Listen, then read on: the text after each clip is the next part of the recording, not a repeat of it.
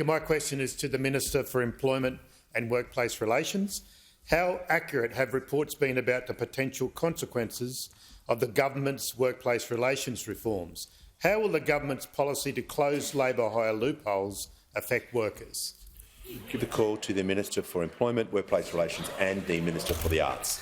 Thanks very much, Mr Speaker. And I thank the member for Moreton for the question. And he may be surprised to learn that the fear campaigns last time were completely wrong, and the fear campaigns this time happened to be wrong again. What we saw today with the employment figures really says it all.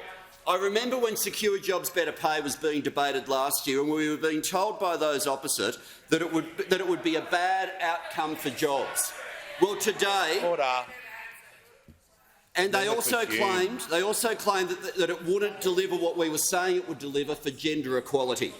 Well, what we see now, when you change the laws in ways such as Minister Rishworth is doing with paid parental leave, such as what Senator Gallagher's doing with implementing the Respect at Work recommendations, what this House did with the Secure Jobs Better Pay changes, improving flexibility and improving pay equity laws, we now start to see the changes in the workforce. We have, not what they predicted, we have today record employment. We have today record employment for women. We have today record women's participation. And when you look at what has happened over that last period, where has the employment growth come from? 49% of total employment growth is women moving into full-time jobs. That's what happens when you change the law.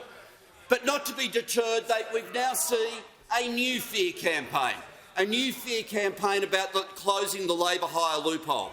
First of all, we heard with one company claiming billions of dollars it would cost them, even though the policies they were assuming had not yet been determined. We then had an ad campaign based on a policy that was not the government's, not being contemplated by the government, not being contemplated by any government in the world, possibly a bit North Korean, but no one else. And yesterday we saw a headline claiming that the IR reforms will blast a hole with a multi-billion-dollar figure attached, based on new modelling that had been done. So we asked the modelling company, could we see it? They said no. We asked the Minerals Council whether we could see it, and it arrived after I got it yesterday, but not in time for question time. And we went through what of our policies they'd modelled. Had they modelled labour hire loophole? Nope. Had they modelled our changes to the gig economy? Nope. Had they modelled criminalising wage theft, multi-employer bargaining? Nope. They actually hadn't modelled a single Labor policy.